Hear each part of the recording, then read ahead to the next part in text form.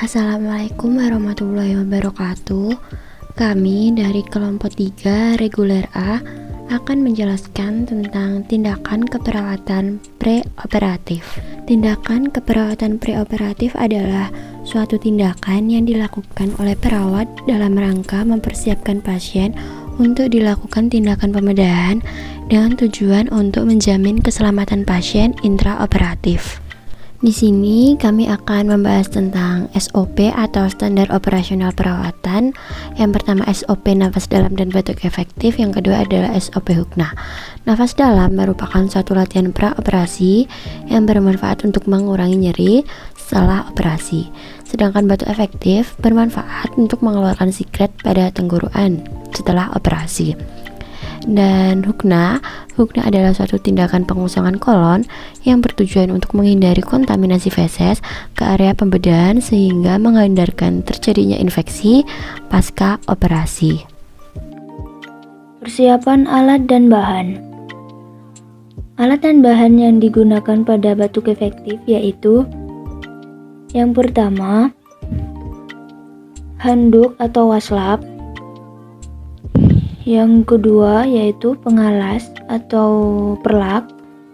Yang ketiga yaitu bengkok. Yang keempat yaitu posputum.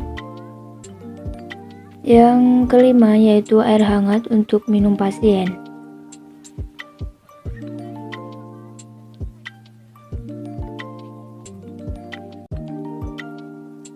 Selanjutnya, melakukan prosedur tindakan batuk efektif. Yang pertama, persiapan klien. Permisi Mbak, saya Zari Develtavia. Saya akan membantu Mbak untuk melakukan batuk efektif. Apakah Mbak bersedia? Selanjutnya, saya akan memasang handuk pada dada pasien. Permisi Mbak, saya akan meletakkan handuk pada dada Mbak.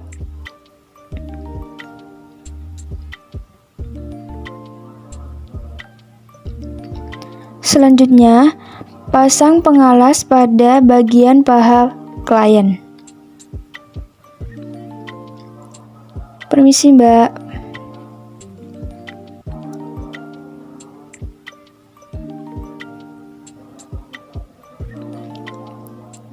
Selanjutnya, berikan klien minum air hangat.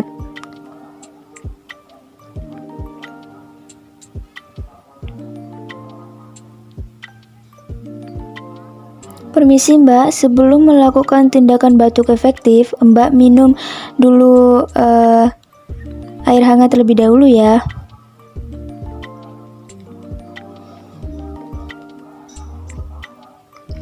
Selanjutnya, tangan Mbak diletakkan pada dada sebelah kiri. Tarik nafas melalui hidung, lalu hembuskan melalui mulut dengan mencucum, Mbak. Tarik nafas, hembuskan. Apakah Mbak merasa nyaman?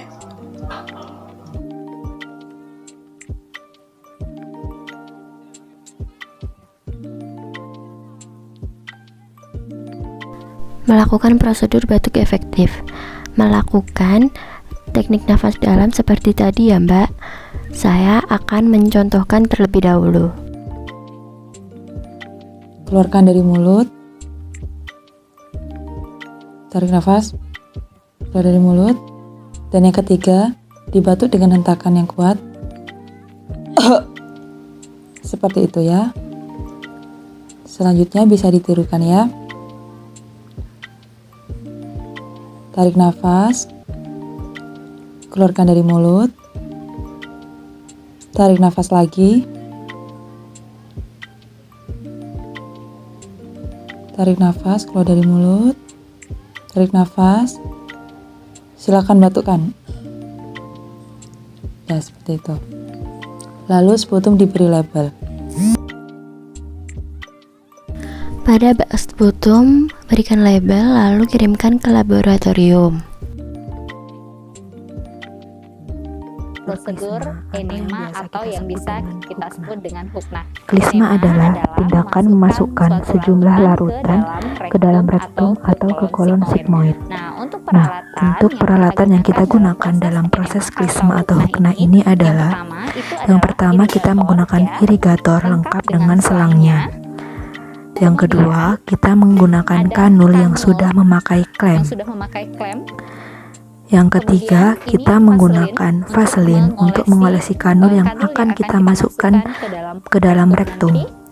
Yang empat, kita menggunakan larutan hangat. Kita bisa gunakan larutan NaCl yang hangat. Yang kelima, kita menggunakan perlak atau pengalas. Yang keenam, menggunakan selimut mandi atau handuk untuk penutup bagian pasien. Yang ketujuh, kita menggunakan handscoon.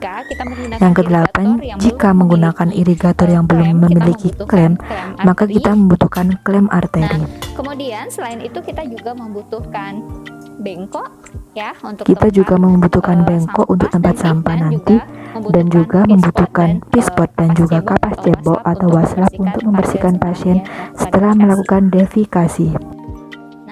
Sebelum melanjutkan prosedur selanjutnya, kita menjelaskan dulu kepada pasien. Bapak, perkenalkan, saya perawat Desi. Pagi ini saya akan melakukan prosedur hukna untuk membantu defikasi Bapak.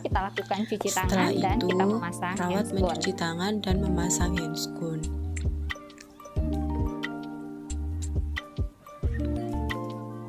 Kemudian, minta pasien untuk melepaskan pakaian bawah pasien. Jika pasien tidak mampu melakukan sendiri, maka perawat yang membantu. Dan setelah itu kita tutup dengan handuk. Nah, kemudian selanjutnya posisikan pasien miring ke kiri atau sims kiri.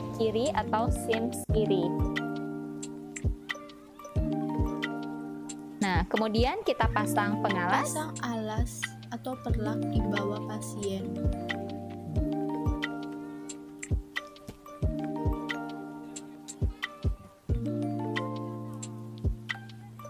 Dan kita dekatkan bengkok. Nah, setelah kita lakukan persiapan ini, kemudian kita siapkan irigator. Nah, irigator ini akan kita gantungkan pada tiang irigator. Jika tidak memiliki standar irigator, dapat diganti menggunakan standar infus. Atur ketinggian standar irigator Hal ini kita sudah dengan ukuran sekitar 30 cm ketinggian dari pantat pasien. Nah, kemudian kita sambungkan kanul dengan selang irigator.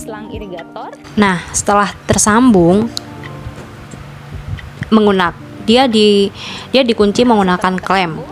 Berarti dengan posisi terbuka, lalu kita klem, kita pastikan selangnya tadi menjadi posisi terkunci. Kemudian kita memasukkan cairan ke dalam irigator. Cairan yang digunakan yaitu cairan hangat untuk hukna rendah, yaitu sekitar 500 ml atau 500 cc. Setelah cairan masuk, kemudian cobakan aliran selang tadi ke bengkok. Setelah cairan mengalir, tutup kembali dengan klem. Nah, setelah itu kita masukkan kanul ke rektum yang diolesi dengan gel.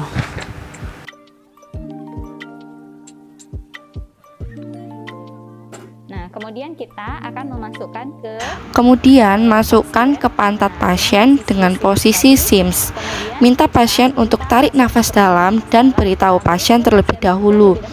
Bapak, saat ini saya akan memasukkan kanul ke anus Bapak.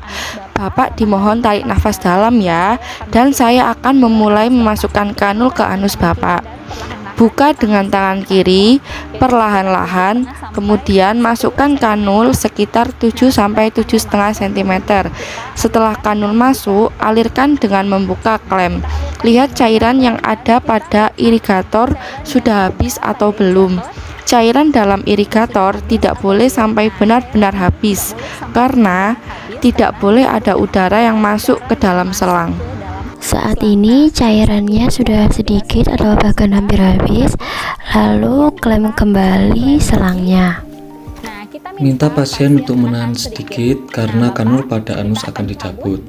Minta pasien untuk melakukan napas dalam saat kanul dicabut. Tarik nafas dalam. Letakkan kanul pada bengkok, lalu tutup kembali dengan handuk. Dan kita tutup kembali pasiennya. Minta pasien untuk menahan sampai terasa ingin BAB. Ditahan dulu sebentar sampai benar-benar sensasi ingin BAB terasa. Saat pasien terasa ingin BAB, untuk pasien yang bisa ke kamar mandi, kita akan bantu defekasi ke kamar mandi. Kita akan bantu untuk defekasi. Jika tidak bisa, kita bantu pasien untuk defekasi menggunakan pispot. Dapat menggunakan pispot. Letakkan pispot pada bagian bawah anus.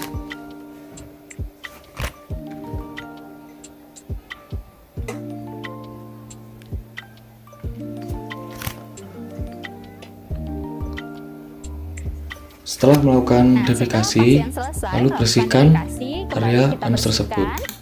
Nah, kita bersihkan dan kita ganti pakaian pasien. Kita sudah bersihkan pasien dengan washcloth, kemudian Kita sudah bersihkan pasien dengan washcloth dan kita ganti pakaian pasien. Lalu kita rapikan alat-alat yang kita gunakan.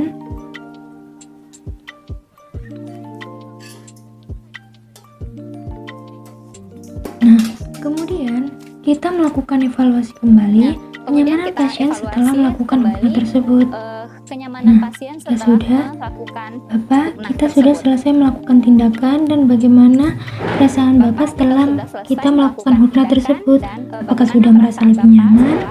Nah, kita perlu melakukan evaluasi kepada pasien. Kemudian dari karakteristik feses yang keluar tadi itu perlu kita perhatikan apakah konsistensinya padat, kemudian bau dan juga warna dari feses yang keluar tersebut. Nah, setelah itu kita membereskan alat-alat, kemudian kita cuci tangan dan kita lakukan dokumentasi.